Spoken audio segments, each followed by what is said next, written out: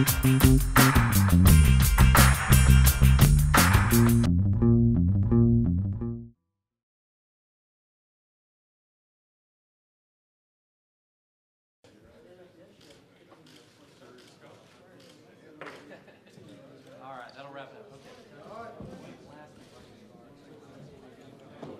you talk about, you were part of a program that won a national championship. What's it like trying to get back there with a different program? I guess, is it tougher to take a program that's been there to try to get back to the top of the mountain than it is, starting from scratch? No, I don't. I think you always want to look at the history of a place. I think history is one of your greatest teachers, and it's been proven that it can be done at Florida State, and you have enough resources to do it. I think it's just a matter of restructuring and reorganizing and doing things, progressively as we're trying to, the modern times, as they say. And, there's an old coach I remember made a statement one time. He said, make sure the place you go to has more going for it than your hard work, that it has all the ingredients to make the cake. And Florida State does that. And it's just a matter of getting folks to think in a little bit of a different light of the modernization of what we're trying to do. And the folks and our people at Florida State have been wonderful, and I think we're on our way. I think we can work our way back toward the top. Obviously, you guys both very similar programs right now. The statistics are uncanny, 9 wins, all that stuff.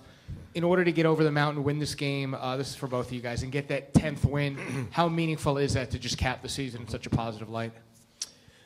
Okay, let me talk a minute. It's probably more meaningful to us because we've only had one 10-win season in the history of our school. Florida State has a bunch of them. And, in fact, we were talking to Coach Bowden, 14 years there. They, I think, won at least 10 every year when they were 4th in the nation or better. So anyway, it'd be neat for us to do that. But we're still going to go recruiting. We're still going to do everything in the off season. Hopefully pretty much the same, regardless of the outcome. But it'd be neat for us. I'm sure it'd be neat for them too.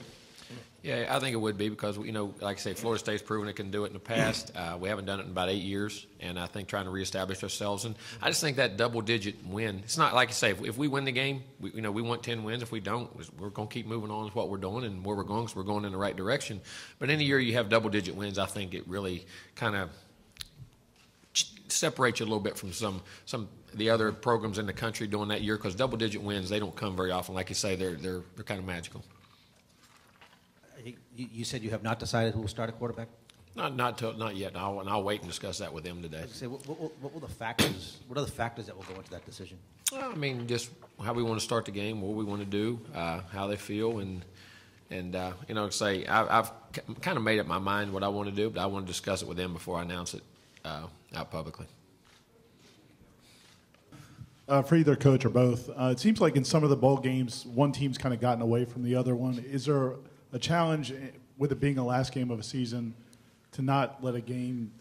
It just seems like sometimes there's a finality to it, and if you get too far behind, it's hard to come back. Have you noticed that, or do you think there's any issue to that? I just think, looking back, when you have a month off, sometimes one team, for some reason, gets a little bit better, and maybe the other team doesn't. I know they used to have those Super Bowls 2 weeks apart, and they decided let's just have it a week apart because something happens in 2 weeks. So for whatever reason, when you have about a month off, teams can change a little bit. I agree. It's like coming out. It's almost like you're coming out 2 days again. You're waiting to see the first game and to see what to expect, and let guys. And sometimes it takes guys a quarter to get back in the flow of the game or what goes on, and who can make that adjustment the quickest. A lot of times has that resolve. And like I say, in college, we keep pushing them back. I'd like to be playing that national championship game. That's about a month and a half. Yeah. Those guys. You're not the same team, and getting that timing right to where they're ready to play at the right time and get back in that groove. It's a hard thing to do, and that's some of the things that great coaches have always done in bowl games. All right, back here in the back. Now that we're getting closer to game time and you're pretty much getting in football mode, can you reflect back on and tell me what was the impact of the bowl week experience on your coaches, your players, your assistant coaches? I think our guys have really enjoyed it. I've said this before. I think Chick-fil-A does as fine a job as anybody in the country at any bowl game. The hospitality, not just what they do, but how they do it. I think the secret's in their people. I think that their people are happy to be here. They enjoy being around you, and they're here to make your time here the best it can be. And our coaches and our players have really – I mean, in the bowl games I've been in, I've heard our players make more comments about this bowl game and the hospitality and things they've done than any bowl game we've been in the past. And that's not a knock. It's just I think it's a tribute to what Chick-fil-A does. And I think the people have been wonderful. And our coaches and our families have all had a great time. Yeah, I agree. Chick-fil-A does a super job, but not only with this bowl game, but they have the preseason game, the golf tournament in May. They're a major player in college football, Chick-fil-A. So this week has been as good as any I've been fortunate to be involved in, and I think our players have enjoyed it. And, of course, the team that wins the game, they will have enjoyed the week a lot more than the other team. Simple as that. You're right. Yeah. Talk about what Coach Spurrier did with offensive football. Well, I think, when Coach came to the SEC, it was 3 yards in a cloud of dust. It was a physical, big league, and I think he was the first guy to take athletes in that league consistently and spread the ball out and throw it, then react, and run back. But, the secret to him a little bit is you really studied him in the background. He always had a great back. He always had Rhett and Taylor, and those guys always had 1,000 yards, but he always put you in space, and he got the ball to him in the passing game. And I think he made the SEC change its philosophy of things, and I think it's one of the things he had such success with early, that people couldn't adapt to the spread game and all the passing and what he did, and he attacked you. He wasn't content to play a 17-14 game. He was going to go win it 31, and then but the thing was they had great defense too, and then he had they had great defenses when he first got. They had some great D linemen, and I know we had to try to block those guys. I mean, they were great, but on offense it was constant attack. You never could rest, and I think he changed the whole mentality of the SEC, and it's the way they play football now. Obviously, Steve has a couple of guys in Marcus Lattimore and Alshon Jeffrey, a receiver, a running back. Is there any? Do you load the box? Which do you emphasize a little bit more? The run, the pass. It's just depends on which one you want to hurt you the most. If you load the box, and Alshon's going to get you. If you don't, Marcus is going to get you. I mean, I think you just got to keep a good mix, and here's the thing. You can't say I'm going to double team them all or get the most. Somebody up front's got to make a play.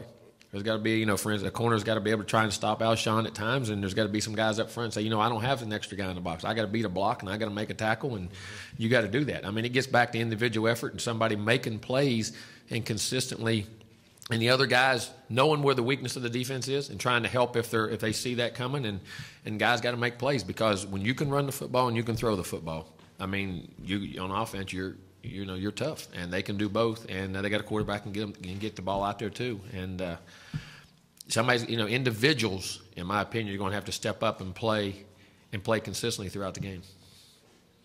Just because of sheer numbers, you see him as more battle tested or beaten down a little bit at the end of this bowl practice. Oh, we're not beaten down. No, we've not tackled each other. I don't think anybody's gotten hurt in practice. But we try to bump heads a little bit every year. Maybe we've done a little bit more this bowl practice. But, it comes down to how our guys play tomorrow night, really. You can go light, you can go heavy. We all try different ways, whatever works that week or so forth. But there's no magic answer preparation-wise on how to do it that we know about. So you just got to do the best you can and say, guys, go play. We'll try to hopefully give you some ball plays that work, and you make them work. Steve, how do you differ the game plan with E.J. Manuel versus Christian Ponder? Our defensive coaches said they both can play, and they both can run around. So they're both can throw very well. So, I don't think you change much when you got two guys that can do both. So they're two talented quarterbacks. Okay, back here in the front, please. Jimbo, have you ever thought about every other play like we did it a couple times? You're not into that yet. Okay. I got no problem with one. Yeah, it works about one game. It doesn't work after that. Yeah. One game it'll work occasionally, and then after that, Florida had that 3-quarterback system going, and that worked, I think, one game, and then after that, it didn't work very well. Yeah. It's hard. Yeah. Steven playing better this year. How does this game rate as far as challenges go for him? Kind of shorthanded on the offensive line, the pressure that Florida State can get. How big a challenge will this be for him just to play like you want him to play? Yeah, it's a challenge for him to have a good bowl game. He's not played very well. In fact, he hadn't lasted. Well, he did last the one last year because we had no one else to put in, I guess. But he hasn't played very well in the bowl games, and our offense hadn't played very well either. The whole team. So he's looking forward to it. I think trying to show he can play in a bowl game.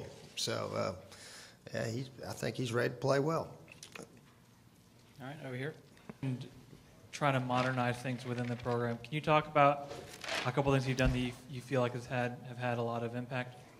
Oh, I really believe player development today is critical because I think there's so many guys that got good players. You see in so many teams, the parity in college football, the athleticism. Everybody's got good athletes that can run, and I think trying to help develop those guys, not just always football-wise. I mean, we went to a nutritionist. We've changed our weight staff and got numbers of guys in there that each two guys that lift can have a coach that you get more out because there's a limited amount of time you can spend with players.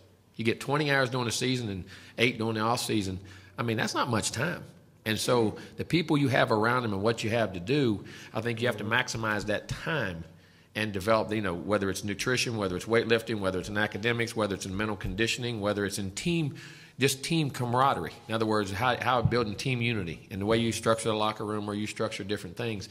And I think that's what we've tried to do and just understand that no one in the organization can exist without somebody else. Y'all have to depend on each other to get to where we want to go. Selfishness and individualism can't survive. And I think the more time you can stress that to kids and then help them develop physically and mentally, I think makes a big difference. And we've put a lot of programs, without going into a lot of great detail, we'd be here for a long time, but we've changed a lot of things in the player development world. Steve, what do you think's been the bigger reason for this year's breakthrough season? Better athletes or the better attitudes as we were talking about? I thought you was going to say better coaching, but he didn't get to that. No, just kidding.